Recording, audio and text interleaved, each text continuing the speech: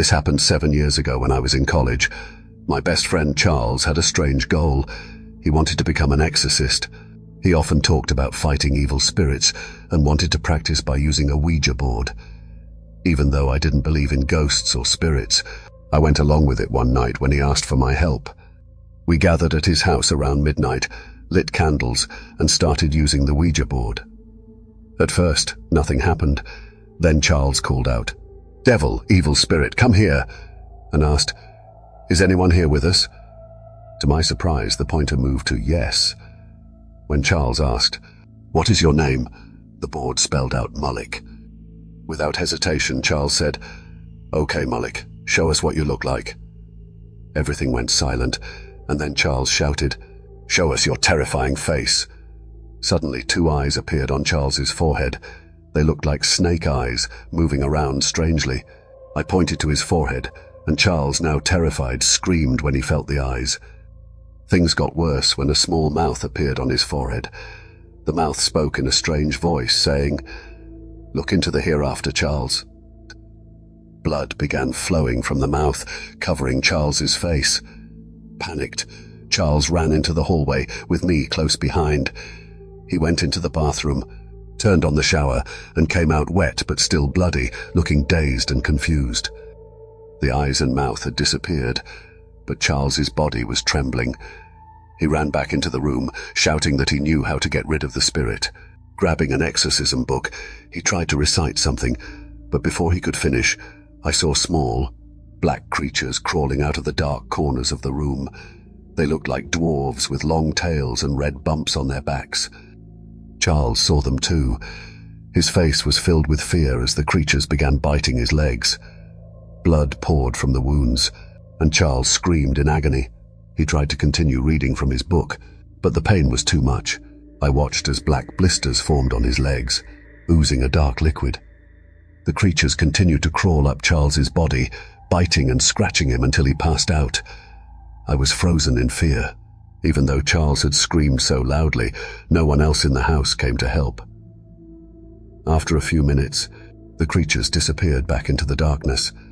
Charles's body was covered in blisters, and I didn't know what to do. I finally called the police. When they arrived, along with Charles's parents, they were horrified to see him. They rushed him to the hospital.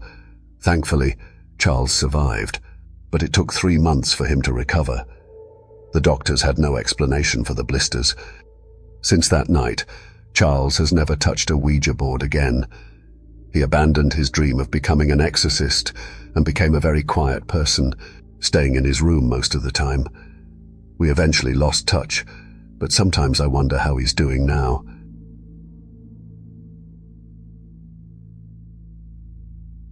This happened about 20 years ago, when I was in my early 20s. I had just gone through a tough breakup and was feeling really down. To distract myself, I decided to go hiking. I picked a mountain I had never heard of before, thinking it would be a good way to clear my mind. When I got there, everything seemed normal. I started hiking up the mountain, following a path. After a while, the trail ended, but I wasn't ready to turn back yet, so I kept walking deeper into the forest. I needed time alone to deal with my thoughts. As I walked, I suddenly heard a strange noise up ahead, like something moving through the bushes. I stopped, thinking it might be a wild animal. I crouched down to see what it was. That's when I saw something that made my heart stop. It was a huge creature, covered in red fur. I couldn't see its face clearly, but I could make out its massive nose and sharp teeth, each about the size of my thumb. The creature was chewing on something, and the sound of bones cracking echoed through the forest. It was tearing into a large animal, probably a bear, as if it were nothing. Its large hands ripped the meat apart with terrifying ease. I felt sick but held it back, knowing I couldn't make a sound. I tried to quietly turn around to leave, but the noise I made gave me away. The creature looked up, and its bright yellow eyes locked onto mine. It stood on 2 legs, and I realized just how massive it was, at least 8 feet tall. Then it started running toward me, incredibly fast. Panic surged through me. I was sure I was going to die. My legs felt weak, but I ran with everything I had. I could hear its heavy breathing and footsteps right behind me. I felt its hot breath on my neck, but I didn't dare look back. I just ran, as fast as I could. After what felt like forever, the creature suddenly stopped. I glanced back and saw it had turned its attention to a deer running in the distance.